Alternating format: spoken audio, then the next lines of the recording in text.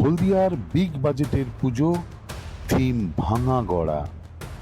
কালের নিয়মে চলতে থাকে জীবন সংসারের ভাঙা গড়া। হলদিয়ার বাসুদেবপুর ক্ষুদিরাম স্মৃতি সংঘের ৩৬তম বর্ষে শারদ উৎসবের শুরুর পথে এবছর মণ্ডপের থিম ভাঙা গড়া। প্রকৃতির সাথে মানুষের জীবনের ভাঙা গড়া, তেমনি উৎসবেরও ভাঙা গড়া ফুটিয়ে তোলার চেষ্টা করছে কমিটি। পৃথিবী, সূর্য, চন্দ্র, নক্ষত্র, জল, বাতাস, বৃক্ষ, পশু পাখি ইত্যাদির মতো আমরা গোটা মানব জাতি তার প্রাকৃতিক আইন ও নিয়মের অধীনে সুসংবদ্ধ। আমাদের জন্ম, মৃত্যু, আমাদের শৈশব, আমাদের যৌবন, বার্ধক্য ইত্যাদি সবকিছুর উপরেই চিরন্তন। ইতিহাসে ওঠানামা, উত্থান পতন, আমাদের উন্নতি অবনতি এবং ব্যক্তিগত সমষ্টিগত তথা দেশ ও জাতির ভাগ্য নিয়ন্ত্রণের ওপর ভাঙা গোড়া বিরাজ করে।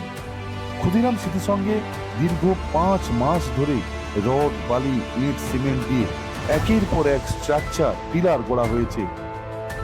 পূর্ণ লগ্নে, মহালয়ার পূর্ণ লগ্নে মুখ্যমন্ত্রী মমতা বন্দ্যোপাধ্যায় ভার্চুয়ালি এই মণ্ডপের দ্বার উদ্ঘাটন। থিমের প্যান্ডেলের সাথে মায়ের মৃন্ময়ী রূপ ফুটিয়ে তোলার চেষ্টা করছে।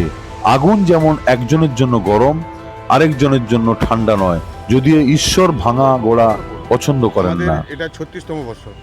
এবারে পুজোর থিম কি? আমাদের পুজোর থিমের নাম হচ্ছে ভাঙা গোড়া। মানে কি বোঝাতে চাই? মানে আমরা বুঝে দিয়েছি যে প্রকৃতির যে ভাঙা গোড়া, আর মানুষের ভাঙা গোড়া, আর এই উৎসবের ভাঙা গোড়া। মানে উৎসব প্যান্ডেল প্রত্যেক বছর আসে, ৬০ লাখ ওয়ার্কার মানুষ সবাই এই পুজোয় উৎসবে মেতে ওঠে, অনেক সুন্দর সুন্দর জিনিস গড়ে তোলে, আবার ভেঙে দেয়। ঠিক আছে, তো আমাদের মণ্ডপেও সেরকমই কিছু জিনিস আছে যেটা আমরা সুন্দরভাবে গড়েছি, কংক্রিট দিয়ে, ইট দিয়ে এবং আরও অনেক কিছু দিয়ে। তো সেটা আবার ভেঙে দিতে হবে, তাই আমরা থিমের নাম রেখেছি ভাঙা গোড়া। এটা 5 মাস ধরে কাজ চলছে। তো এখানে কতগুলো স্ট্যাচু করেছে এগুলো? আমাদের কংক্রিটের কলম হয়েছে 70 পিস কলম হয়েছে, এবং আমাদের মণ্ডপের সামনে একটা ইটের, অনেক বড় ইটের একটা বুদ্ধ মূর্তি থাকবে, এবং আমাদের প্রতিমা পাথরের মতন হয়েছে, মাটির প্রতিমা কিন্তু আমাদের পাথরের আকারের হয়েছে। এবং মানে আমরা উৎসব, এই বছর উৎসবটা অনেক মানুষ উৎসব থেকে দূরে থাকার চেষ্টা করছে বা থাকবেও না হয়তো, আমরা আশাবাদী। কিন্তু আমরা জেলার প্রত্যেক বছর একটা ভালো পুজো হলদিয়ার মানুষকে এবং জেলার মানুষকে উপহার দিই। তো সেই চিন্তাভাবনা নিয়ে আমাদের এবারের পুজো, আগে থেকে তো আমাদের সব চিন্তাভাবনা ছিল, তো আমরা উৎসবটাকে এভাবে এড়াতে পারি না, তাই আমরা উৎসবে আমরা চাই আগামী দিনে ভুলে এসে উৎসবটাকে করুক। আবার আন্দোলন হবে, মানুষের যে অভয়ার যে দুঃখ সারা বাংলা জুড়ে, সেই দুঃখ মানুষ ভুলবে না, আশাবাদী। মূল আকর্ষণ আমাদের মণ্ডপ, ঠিক আছে, এবং আমরা সামাজিক অনেক কাজ দায়িত্ববোধ থাকে আমাদের, আমরা বস্ত্র দেবো, মশারি দেবো, এইসব চিন্তাভাবনা আছে, ওগুলো তো উদ্বোধনের সময় থাকবেই। এবং কালকে আমাদের সিএম ম্যাডাম ভার্চুয়ালি আমাদের প্রতিমা উদ্বোধন করবেন মহালয়ার দিন। এরপরে আর উদ্বোধন আছে? হ্যাঁ, আমাদের মণ্ডপ উদ্বোধন আছে 4র্থীতে। ঝলকানি থাকবে? হ্যাঁ, চন্দননগরে আলো থাকবে। সব মিলিয়ে অনুষ্ঠানটা মানুষ মেতে উঠবে। আমরা চাই যে উৎসবে মানুষ ফিরে আসুক।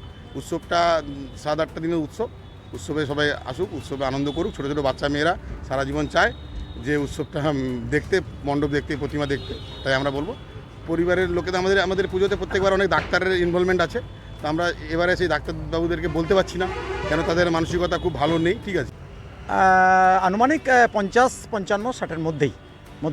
এবারও কি মানে সেরার শিরোপা ছিনে নেওয়ার জন্য প্রস্তুত আছো? একদম।